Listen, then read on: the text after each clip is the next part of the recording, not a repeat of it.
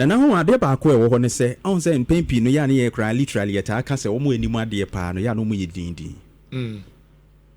yesa wasim bi on ta ka se ankure hunu ye dide na me ya ye se sa na bibifo akandifo akoye ye kasa bebrebe ye kasa no ede but our mindset ne ye dwene ho no ene de ye ka no ebo abira and you could see say ebibiman mu kandini bi agina simpie so no wo kasa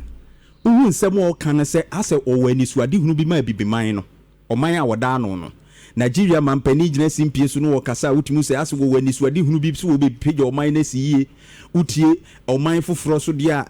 South Africa abibiman ahodo utie aman hodo no man panimfo no mu gina simpie so a especially omu kopia brofo anim pa ase ye mo mo kwan no mo nkyere se say the omode ba no esu bi mada but at the end of the day nana they are not able to walk the talk ade omo kanenya no omode adwuma nana we yes ye nya fa hodie a ye gina kwasi broni animu ka kire ne say ye bibi man ye ade ye ho ye timi ko ye nim ne ye kire ye ho an ye kabi momma ye kwan ne ye se ye wa adwene ye betimi di bi abu awiase ama wiase akoso ye ka we nyina no broni ni ti wono wo hwe ya wo se enye about talk so ye ka say by 2030 na ye the technology eduru baby no mo hu de ye they say space and ye develop say ye be ewiemu ye friend say ye benya wiemu ahoden ye kɔ ye nim ena no wa na kan bibi wa ha say China for hwe say omo nsu betumi enya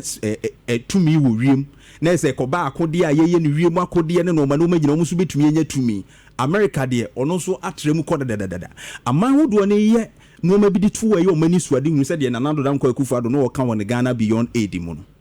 ye gina ho kasa abrofo no hwe ya no ma behwe ye nchi o se na ngofo ide no mba kire mu wi am aba ye ho besi abo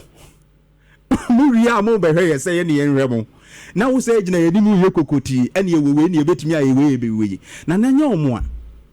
abrofo no hu ye omo look down on us enye omo a because omo hu ye se ye ntimi mfa ya adwene we no nya adwuma yi. And you see, change